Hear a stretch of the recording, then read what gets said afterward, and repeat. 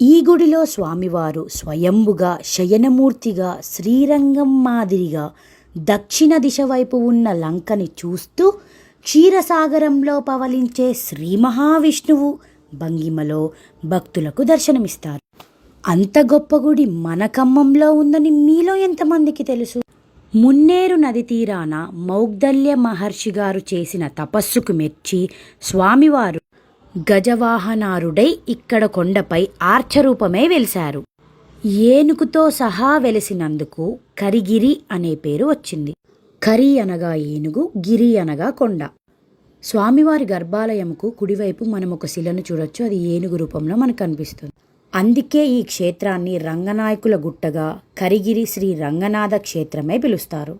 ఒకరోజు స్వామివారు శ్రీమాన్ బూరుగడ్డ కందాలై చెన్నమాచార్యుల వారి కలలో కనిపించి తాను కరిగిరిపై వెలిసిన్నానని తనకి నిత్య ఆరాధనలు చేయాలని ఆజ్ఞాపించారు. అప్పటి నుంచి ఇప్పటి వరకు కూడా బూరుగడ్డ వంశస్థులే ఈ వైష్ణవ సాంప్రదాయాన్ని కొనసాగిస్తున్నారు. నిత్య ఆరాధనలు, ఉత్సవాలు చేస్తున్నారు. ఖమ్మం జిల్లాలో వైష్ణవ క్షేత్రంలో శయనమూర్తిగా పాలకడలిలో మహావిష్ణువుల దర్శనమిచ్చే ఏకైక శ్రీరంగనాథ స్వామి క్షేత్రం ఇది ఒకటే. 3 టౌన్ ఏరియాలో రంగనాయకుల గుట్ట అని అడిగితే ఎవ్వరైనా చెప్తారు.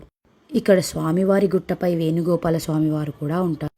గోశాల చాలా ప్రశాంతంగా ఉంటుంది. ఏకాదశి సందర్భంగా అభిషేకాలు, హోమాలు ఇక్కడ చాలా బాగా జరిగాయి. ఖమ్మంలో ఇది ఒక పురాతనమైన గుడిగా కూడా చెప్పవచ్చు. ఇలాంటి గుడులను మనం ఇంకా అందరికీ తెలిసేలాగా చేయాలి కాబట్టి కుదిరినంత మందికి షేర్ చేయండి. ఖచ్చితంగా మీరు కూడా స్వామివారిని దర్శించుకొని మీకెలా అనిపించిందో నాకు కమెంట్ చేయండి.